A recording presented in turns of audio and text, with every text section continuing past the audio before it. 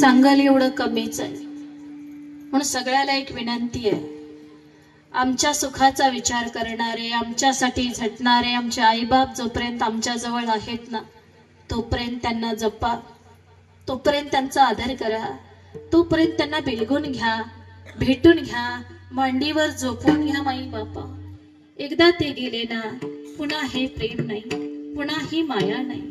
मी तुम्हाला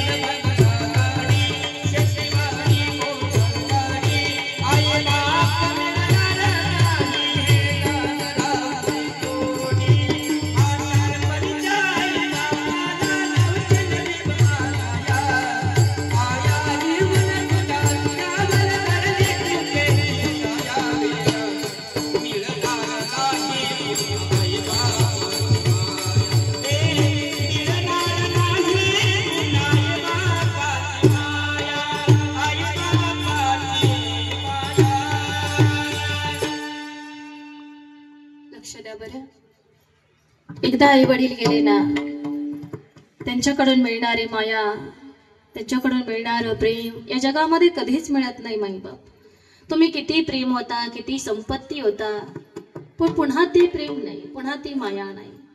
बरं मी तुम्हाला ऐकून सांगत नाही, वाचून सांगत नाही, मला या गोष्टीचा चांगला अनुभव आहे. माई बापा माझे वडील गेले त्याला 20 वर्ष झाली, माझी आई गेली त्याला 8 वर्ष झाली. आजी होती, आई गेली की 6 महिन्याने आजीही गेली. सुखामध्ये नांदणारा परिवार होता आमचा, पण काळाने घाला घातला आणि काळ सगळ्याला घेऊन गेला. आई वडील गेलेल्याचं दुःख काय असतं हे मला चांगलं ठाऊक आहे. माई बापा आजी आजोबा गेलेल्याचं दुःख काय असतं हे मला चांगलं ठाऊक. म्हणून सगळ्यांना विनंती आहे, जोपर्यंत आहेत ना तोपर्यंत जपा, कारण मरायला तर सगळेच आले. तो कोणी इथं कायमचा राहणारा नाही. माई बापा आता मंडपामध्ये बसलोय, संध्याकाळपर्यंत आहे की नाही माहितीये का? नाही ना. अनेक उदाहरणं मी बघतोय, वाजवू नका, थोडा वेळ शांत बस. अनेक उदाहरणं आपण बघतोय, सकाळी बोललेला माणूस संध्याकाळी नाही, संध्याकाळी बोललेला माणूस सकाळी नाही. एक गायक होते मागच्या 2-4 महिन्यात आमच्या बरोबर, रात्री गायला होते, फोन आला रात्री, बोलले फोनवर, सकाळी फोन येत होते, राहिलेच नाहीत. सांगायचा मुद्दा हा आहे की काळ कधी येईल आम्हाला, कधी घेऊन जाईल सांगता येत नाही. म्हणून एकच विनंती आहे, जोपर्यंत काळ आलेला नाही, आमचा देह आमच्या जवळ आहे, तोपर्यंत सावध व्हा, तोपर्यंत स्वतःच हित साधा, तोपर्यंत स्वधर्म कर्म साधा.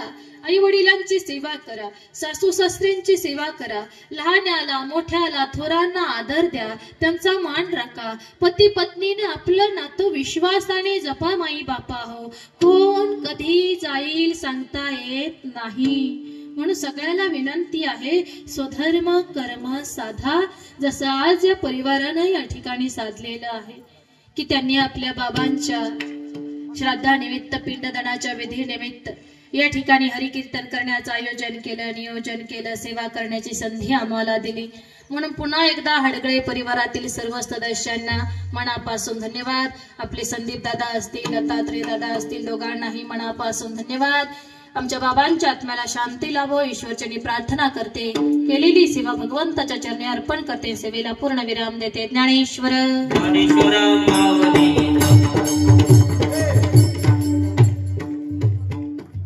माई बापा हो, जाता जाता आपल्या सगळ्याला एक विनंती आहे की आम्ही फुलं वाटून घ्या. नातेपुते शहरामध्ये जो पुणे पंढरपूर हायवे आहे, पालखी मार्ग, त्या पालखी मार्गाच्या नजीक आम्ही जमीन घेतलेली आहे. तिथं श्री संत सद्गुरू बाळमामा वारकरी शिक्षण संस्था, मुली आणि मुलांची, शिवाय मामाच्या मंदिराचं काम चालू आहे. काम मोठं आहे, जबाबदारी मोठी आहे. म्हणून आपल्या सगळ्याला विनंती आहे की आपण संस्थेच्या कामासाठी मदत करू शकता. तुमच्या शक्तीनुसार, तुमच्या इच्छेनुसार, फुल नाही फुलाची पाकळी संस्थेच्या कामासाठी मदत करू शकता. या संस्थेचं जर का वैशिष्ट्य सांगायचं झालं तर हे आहे की संस्थेमध्ये मुली आणि मुलांना उत्तम अशी राहण्याची सोय केली जाणार आहे. शिवाय त्यांचं शालेय शिक्षण, सांप्रदायिक शिक्षण उत्तम गुरुकडून त्यांना दिलं जाणार आहे. त्यांच्या शिक्षणाबरोबर त्या लेकरांच्या शरीर स्वास्थ्याची काळजी घेतली जाणार आहे. त्या लेकरांना उत्तम आहार देण्यात येणार आहे. आहारामध्ये गावरान गाईचं दूध आणि बदामापासून बनवली जाणारी थंडाई या लेकरांना देण्यात येणार आहे. शिवाय त्यांच्या बुद्धीचा आणि शरीराचा योग्य विकास व्हावा याच्याकरता त्यांच्याकडून दररोज योगा अर्थात व्यायाम करून घेतला जाणार आहे. आपल्या मुली, आपली मुलं त्यांचं भविष्य उत्तम घडावं, आपली लेकरं सुसंस्कृत व्हावी, हाच याच्या पाठीमागचा शुद्ध हेतू आहे. म्हणून आपल्या सगळ्याला ही विनंती केली. जून मध्ये संस्था चालू होते, ऍडमिशन चालू झालेलं आहे. आम्ही पहिलीपासून ग्रॅज्युएशन पर्यंतच्या मुली घेत आहोत, पहिलीपासून 9वी 10वी पर्यंतची मुलं घेत आहोत. जर कुणाला इच्छा असेल तर माझ्याकडे येऊन तुम्ही आपल्या मुलीचं मुलाचं नाव नोंद करू शकता. ज्याला मदत करायची असेल त्यानंही यावं, नाव देऊन नंबर देऊन मदत केली तरी चालेल. काम मोठं आहे, जबाबदारी मोठी आहे, म्हणून आपल्या सगळ्याला ही विनंती केली. आज आम्हाला सेवा करण्याची संधी दिली म्हणून पुन्हा एकदा सगळ्यांना धन्यवाद आणि सेवेला पूर्ण विराम. तुकाराम तुकाराम.